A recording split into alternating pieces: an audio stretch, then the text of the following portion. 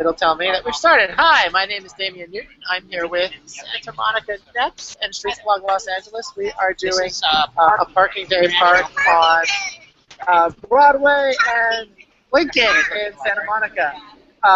We just had a bunch of exciting people show up. But we are here broadcasting with Phil Brock, the chair of the Housing Commission for Santa Monica. Phil's also a candidate for City Council, which allows me to mention that we are hosting a City Council Candidates Forum on Monday that you will be able to go to at the library at 7 p.m. Or we will be broadcasting live on our live stream channel at new.livestream.com/streetsblogtv. But let's, it is parking day. Let's start by talking about Santa Monica and where we are as far as bringing pocket parks and parklets to the city. So, Phil, where are we in bringing pocket parks to the city? Hi, I'm Phil Brock, and I have to correct our friend Damian. I'm the chair of the Recreation and Parks Commission of the City of Santa Monica, and I've been on the Recreation and Parks Commission for the last 11 and a half years. So, first, Parking Day is a big deal. It started in San Francisco. It is doing on a smaller scale. I'm thankful to Santa Monica Next for bringing Parking Day to our city. With this wonderful little mini park outside Swingers in Santa Monica. We're on the corner of Broadway and Lincoln right now. So this is something that we can do more of throughout Santa Monica. Parklets, pocket parks are ways to bring green space to a severely underparked city. Our city averages 1.45 acres of park space per 1,000 residents. If you look at the 10 top comparable cities in California to Santa Monica, we have the least amount of park space. We're the 6th most densely populated city in our state. So something we need to consider and work on is adding more green space when 70% of our population in Santa Monica live in apartments, which means they don't have any park space. They don't have any yard space. They have no way to be active, no way to be outdoors unless our city provides that as a priority. So parklets are a way to shorten a street. They are a way to make a street a little bit more compact, a little bit easier for people to traverse.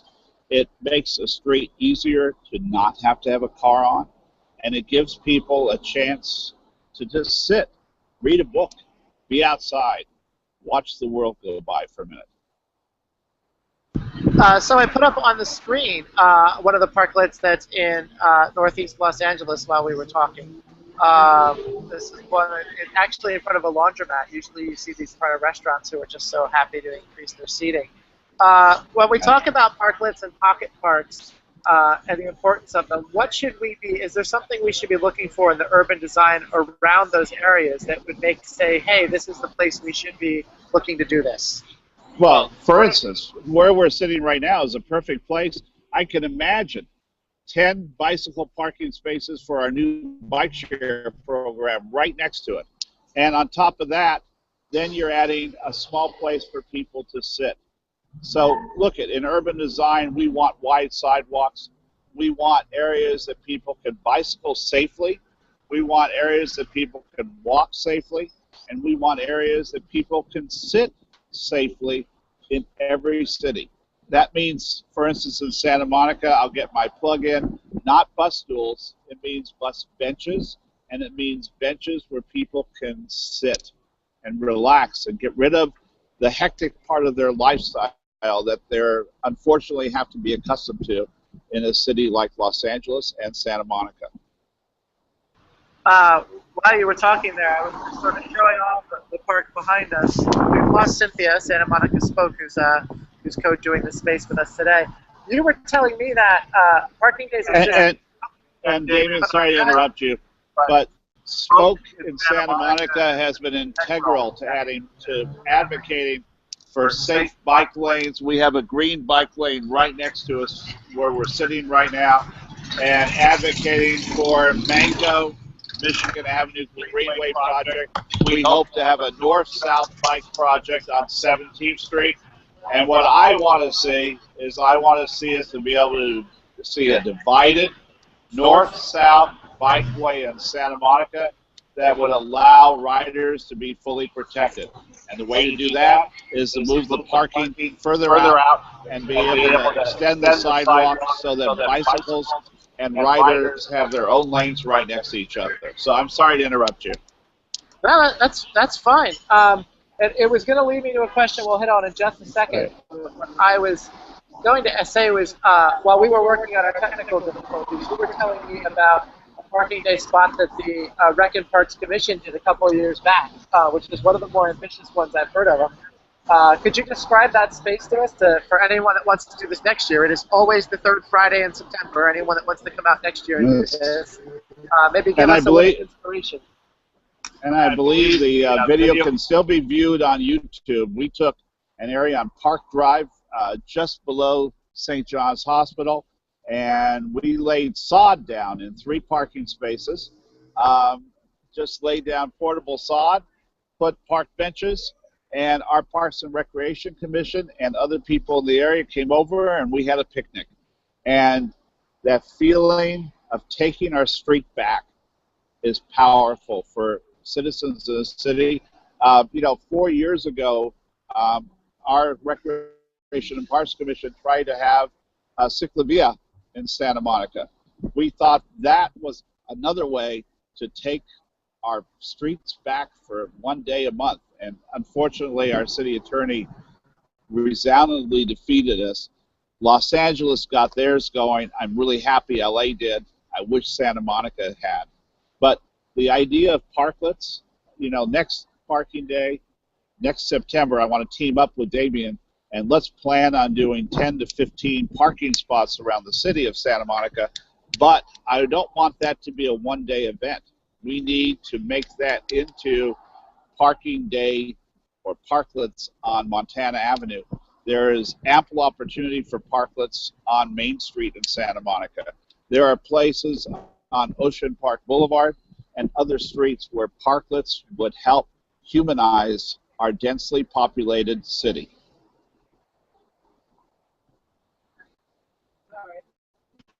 Sorry, it takes a sec. I try to turn my microphone off so we don't have an echo effect, since we're actually, as I said, you can see we're sitting right next to each other. And I'm wondering, I got it. All right. Moving on, you just talked about protected bike lanes, and you mentioned them earlier. While you're talking, I'm going to put up an image of one of the ones in Chicago. That's one of the more famous ones. But maybe if you could briefly describe what a protected bikeway is, in case anyone doesn't know. And then maybe where, if anywhere, is a place that you're already thinking of to do this. And I haven't seen the one in Chicago, but I do want to point out there is a fantastic one in Indianapolis. The Indianapolis Heritage Bike Trail goes from downtown Indianapolis 10 miles into the suburbs, and it includes overhead lighting and signal directions, wayfinding. It is a really exceptional bike path, and I'm just sad about one thing.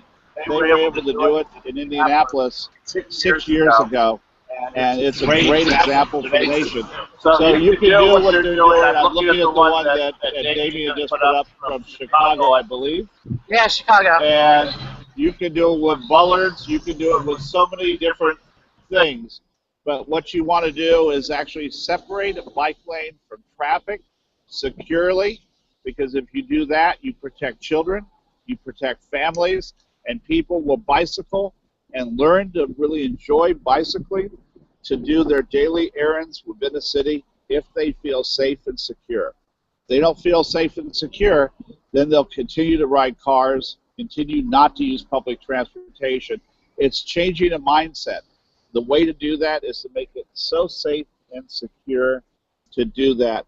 A couple of other cities just did one-day protected bike lane experiments. And I don't know if you've seen this, Damien, but there are a couple of cities that what they're doing is just putting out planters and extending the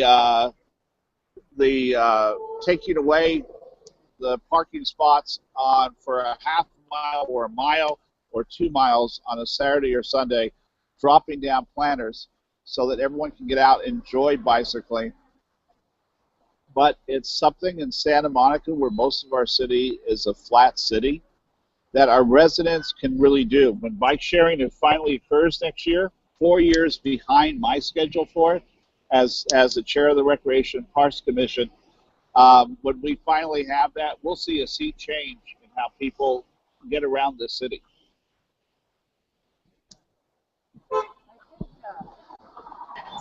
Still muted there. I think Bike Center had a big impact on how people do biking too. I see a lot of those Bike Center rental bikes out on the streets. And I see them all over, actually, in West LA.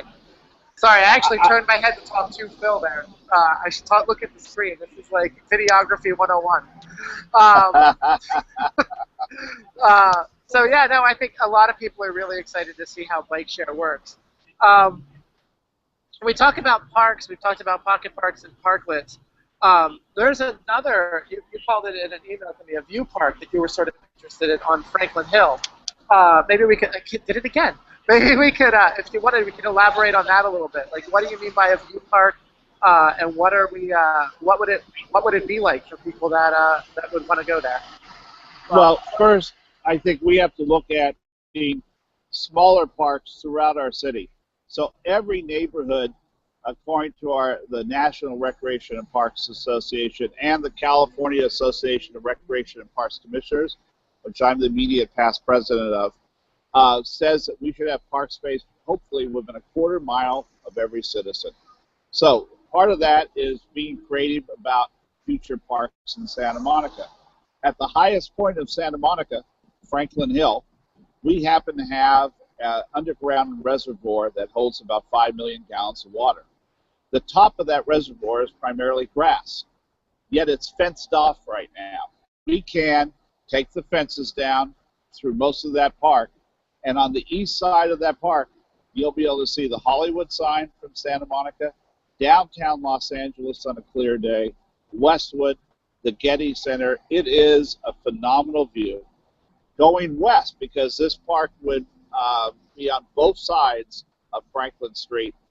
Westbound, you would be able to see the Pacific Ocean, the iconic clock tower in downtown Santa Monica, the oil tankers off Palos Verdes. I mean, it is really a spectacular view, and it is by a view park. I mean, it's not going to be a baseball playing park, a couple of park benches, so we respect the neighborhood, but a place that people can come see the sunrise and sunset. So to me, a view park, a vista park, is a park that you go in, you walk your dog, you take in the view, you take in the panorama, and you're able, again, to find a way to get away from the flurry of traffic we see around us in Santa Monica. So that's one idea. We also should be looking at lots. There are still lots that are vacant from the 1994 Northridge quake in Santa Monica. A good example of that is there's one on San City Boulevard between 4th and 7th. That's been a vacant lot now since 1995. Well, at some point, our city administration could have looked at that. We could have done a community garden there. We could have made a dog walking park. We could have done so many things with that by licensing that area and then saying if they sold or decided to develop the property, they could have it back. More importantly, we need to look at lots like that and buy them for our citizens. A great example of a small park is Euclid Park in Santa Monica. It's the size of 2 residential lots, and that still allows for a children's playground. It still allows for a place for people to read. It has a demonstration garden, and it has benches just for people to sit in a neighborhood that is 100% apartments and that has no other place to escape. So as a city, we have to look at adding parklets like this on our streets on a permanent basis. We have to look at pocket parks. We also can look at grading more of the beach asphalt parking lots. We all know that the asphalt, when it rains, that oil leaches from the asphalt. When it's right next to the beach, it then drains into the water, fouling our water quality in Santa Monica. We took one area of asphalt, took it up, and we have something called the beach green. That area, that new little park is used continuously. On top of that, you know, we opened, and I have to plug a couple of things we've done in the last year, Davian, if you don't mind. One, we opened a universally accessible playground at South Beach in Santa Monica, and that playground just won an award for one of the finest playgrounds in the state of California and the best new park project of 2013. We opened Tongva Park, 6.5 acres, opposite Santa Monica City Hall, designed by an extraordinary architect, probably the best field park architect in the world today, James Corner. We revitalized the front of Santa Monica City Hall as well, and we've opened or remodeled 9 new parks in the last 11 years since I've been on the Recreation and Parks Commission.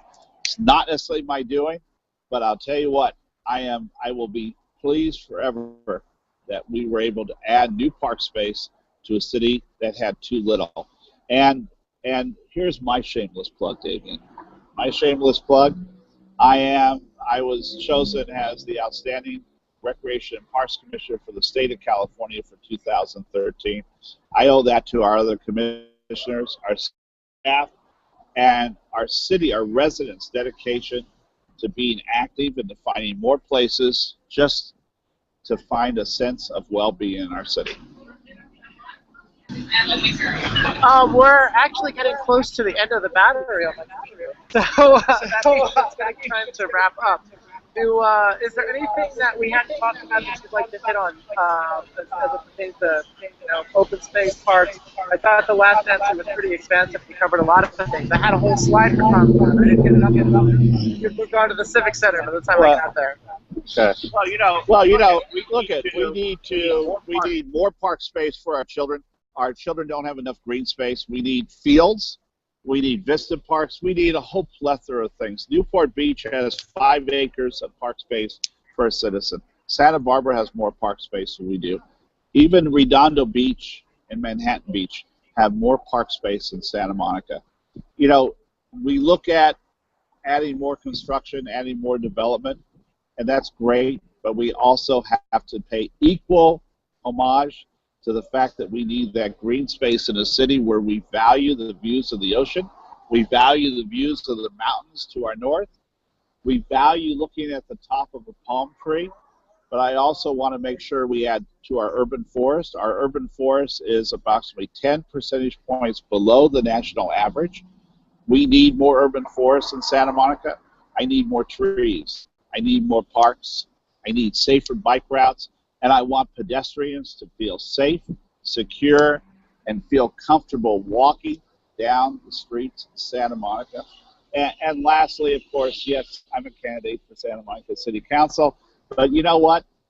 More importantly, my legacy, I hope, will be working with my fellow citizens to add more park space, to make sure that our children, our grandchildren, and the children forever have green space in Santa Monica, because the one good thing about a park, once you add it, it never gets developed on.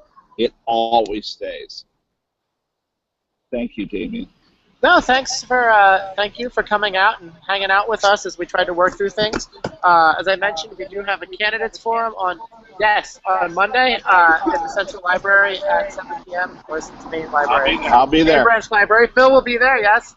And for those that can't make it, we will be both live broadcasting on our live stream account, not our Google Hangout account, but on our live stream account, and archiving it there as well. And that address is new.livestream.com/streetsblogtv. And then on October 14th is going to be our day, a new day in Tongva Park, calling it Streets Blog Playdate. Which you're coming to our new park. I like that. Yeah, kid-friendly event. I'm going to have Frisbees with the Santa Monica Next logo. It'll be really exciting. But for now, I'm going to get lunch and hang out in the park. Thanks again to Phil. And let's enjoy Parking Day. And thank you. All right, take care. Bye-bye. Bye-bye. Good luck.